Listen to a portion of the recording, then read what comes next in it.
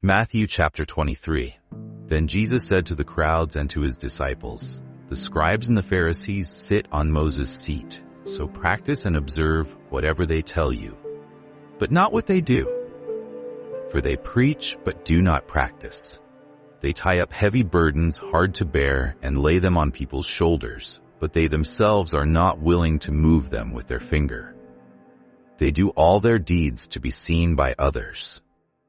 For they make their phylacteries broad and their fringes long, and they love the place of honor at feasts and the best seats in the synagogues and greetings in the marketplaces and being called rabbi by others. But you are not to be called rabbi, for you have one teacher and you are all brothers. And call no man your father on earth, for you have one Father who is in heaven. Neither be called instructors, for you have one instructor, the Christ.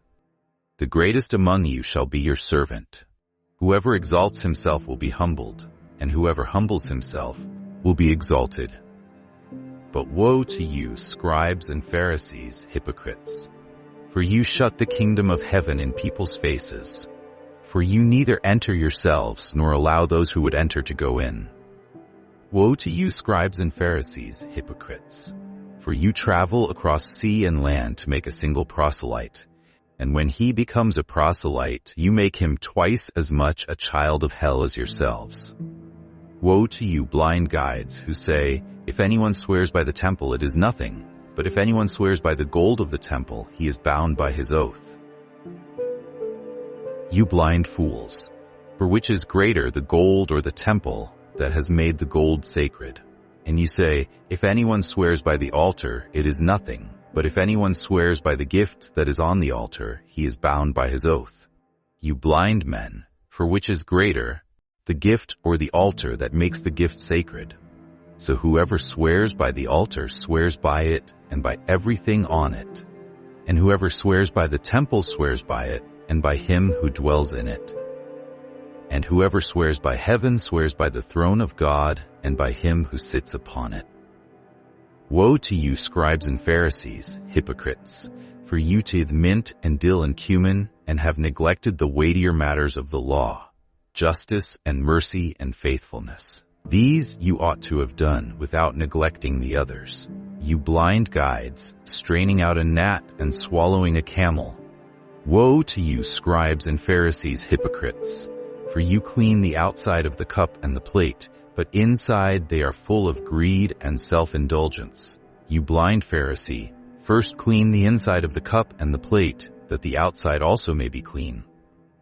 Woe to you, scribes and Pharisees, hypocrites! For you are like whitewashed tombs, which outwardly appear beautiful, but within are full of dead people's bones and all uncleanness. So you also outwardly appear righteous to others, but within you are full of hypocrisy and lawlessness. Woe to you, scribes and Pharisees, hypocrites! For you build the tombs of the prophets and decorate the monuments of the righteous, saying, "If we had lived in the days of our fathers, we would not have taken part with them in shedding the blood of the prophets." Thus you witness against yourselves that you are sons of those who murdered the prophets. Fill up, then, the measure of your fathers. You serpents, you brood of vipers, how are you to escape being sentenced to hell? Therefore I send you prophets and wise men and scribes, some of whom you will kill and crucify, and some you will flog in your synagogues and persecute from town to town, so that on you may come all the righteous blood shed on earth, from the blood of innocent Abel to the blood of Zechariah the son of Berechiah, whom you murdered between the sanctuary and the altar. Truly, I say to you, all these things will come upon this generation.